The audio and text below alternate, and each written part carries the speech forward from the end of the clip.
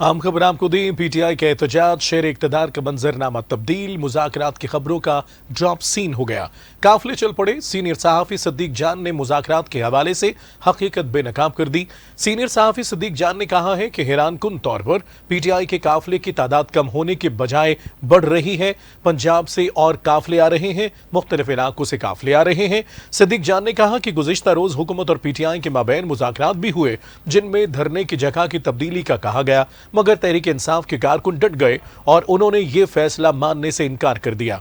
सिद्दीक जान ने कहा कि गुज़िश्ता रात ऐसा वाक़या हुआ जिसके बाद ऐसा लगा कि तहरीक इंसाफ बहुत खौफनाक खबर थी उसके लिए, और ऐसा लगा कि अब 9 मई वाला क्रैकडाउन शुरू हो जाएगा। और ये नजर आ रहा था कि जब यह खबर चली कि 4 रेंजर्स एहलकार शहीद हो गए और इस्लामाबाद में फौज तलब कर ली गई, हमें अंदाजा था कि यह बहुत ही खौफनाक और खतरनाक खबर थी।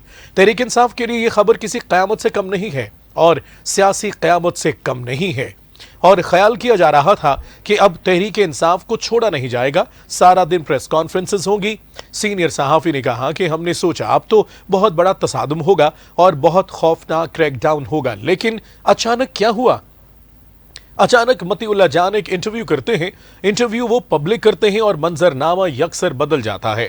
सिद्दीक जान ने कहा कि 4 रेंजर्स एहलकारों की शहादत के बाद मतीउल्लाह जान के एक इंटरव्यू ने मंजरनामा बदल डाला।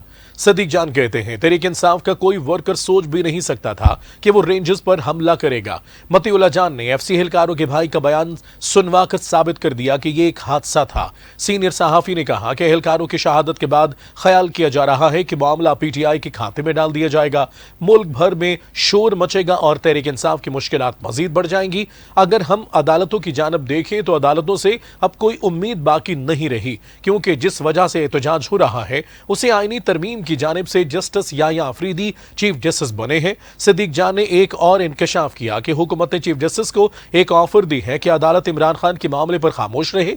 अगर ऐसा हुआ तो हुकूमत एक और तरमीम से चीफ जस्टिस की मुद्दत मुलाजमत 65 साल की उम्र तक बढ़ा देगी। आईनी बेंच के सरबराह और जज भी 26वीं आईनी तरमीम की वजह से वजूद में आए। अब नजर आ रहा है कि अदालतों से भी अब कुछ नहीं होगा। पीटीआई का एहतजाज, शहर इक़्तिदार का मंजरनामा तब्दील, मुज़ाकरात की खबरों का ड्रॉप सीन, काफिले चल पड़े। सीनियर सहाफ़ी सिद्दीक जान ने मुज़ाकरात के हवाले से हकीकत बेनकाब कर दी।